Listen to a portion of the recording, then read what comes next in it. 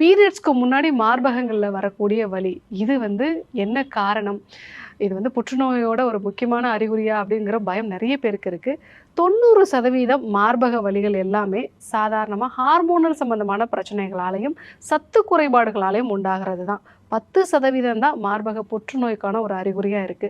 So என்னென்ன அறிகுறிகள்லாம் இருந்தது அப்படின்னா, இது சாதாரணமான ஒரு வலி தான் அப்படிங்கிறத நம்ம தெரிஞ்சுக்கலாம்.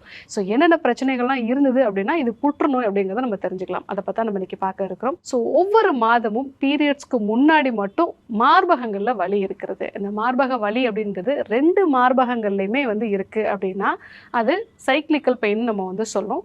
ஒவ்வொரு மாதமும் இந்த பீரியட்ஸ்க்கு முன்னாடி ஈஸ்ட்ரோஜன், புரொஜெஸ்ட்ரான் இந்த 2 ஹார்மோனுமே நமக்கு குறைய ஆரம்பிக்கும். அந்த சமயங்கள்ல தான் மார்பகங்கள்ல வலி உண்டாகும். ஸோ இந்த வலி பீரியட்ஸ்க்கு அப்புறமா சரியாயிடுச்சு அப்படின்னா பிரச்சனை இல்ல. அதே மாரி மார்பகங்கள்ல கட்டி மாரி தனியா எதுவும் இல்ல. ஒரு லம்ப் மாரி அழுத்தும் பொழுது அது ஒரு கட்டி மாரி தெரியுது. அந்த மாரியான எந்த பிரச்சனையும் இல்ல. மார்பக காம்புகள்ல ஏதாவது திரவம் மாரி சுரக்கிறது, இந்த மாதிரியான பிரச்சனைகள்லாம் எதுவுமே இல்ல அப்படின்னா, இது நார்மலான சைக்ளிக் மாஸ்டாலஜி அப்படின்னு சொல்லக்கூடிய பிரஸ்ட் பெயின் தான். இது ஹார்மோன்ஸ்னால வரக்கூடியதான். இது இல்லாம உங்களுக்கு மார்பகங்கள்ல ஒரு கட்டி இருக்கு. அந்த கட்டி நல்ல அழுத்தமான ஒரு கட்டியா இருக்கு. ஸோ சில பேருக்கு வலியோட இருக்கலாம், சில பேருக்கு வலி இல்லாமலும் அந்த கட்டிகள் இருக்கலாம். அந்த கட்டிகள அழுத்தும்போது ரொம்ப ஒரு ரப்பர் பால் அழுத்தும்போது எப்படி இருக்குமோ, இல்ல நல்ல கடினமா இருக்கிற மாரியான ஒரு உணர்வு இருக்கு அப்படின்னா, ஸோ அது புற்றுநோயா அப்படிங்கிறத நம்ம பார்க்கணும். 2வது மார்பக காம்புகள்ல திரவம் மாதிரி சுரக்கிறது, இல்ல சில பேருக்கு ரத்தம் மாதிரி வரும். ஸோ இல்ல பாலோட ரத்தம் கலந்து வர்ற மாதிரியான ஒரு பிங்க் நிறத்துல வரலாம். அந்த மாதிரி ஏதாவது இருந்தது அப்படின்னாலும் அது புற்றுநோயோட ஒரு அறிகுறியா இருக்கலாம்.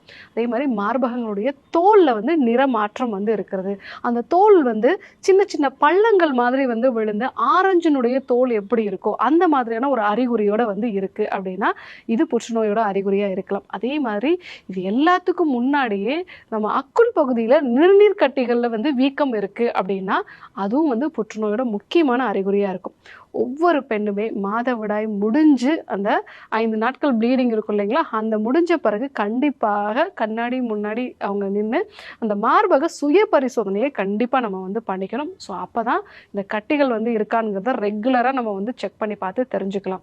முக்கியமாக 40 வயதுக்கு மேலே இருக்கக்கூடிய பெண்கள் ஒரு வருஷத்துக்கு ஒரு முறையாவது நம்ம மேமோகிராம் அப்படிங்கிற அந்த பரிசோதனையை செஞ்சு பார்த்துக்கிறது நல்லது. அதை விட முக்கியமானது சுய பரிசோதனை தான். ரெகுலராக நம்ம மார்பகங்கள் ஏதாவது கட்டி இருக்கா, மார்பக காம்புகள் ஏதாவது மாற்றம் இருக்கா, ஸோ 2 மார்பகங்களையும் அதனுடைய அளவில் ஏதாவது மாற்றம் இருக்கா, இல்லை அதனுடைய தோலோட நிறத்திலேயோ அதனுடைய அந்த பள்ளங்கள் விளைகிற மாதிரியான ஏதாவது மாற்றங்கள் இருக்கா அப்படிங்கிறத தொடர்ந்து நம்ம பரிசோதனை பண்ணி பார்க்கணும்.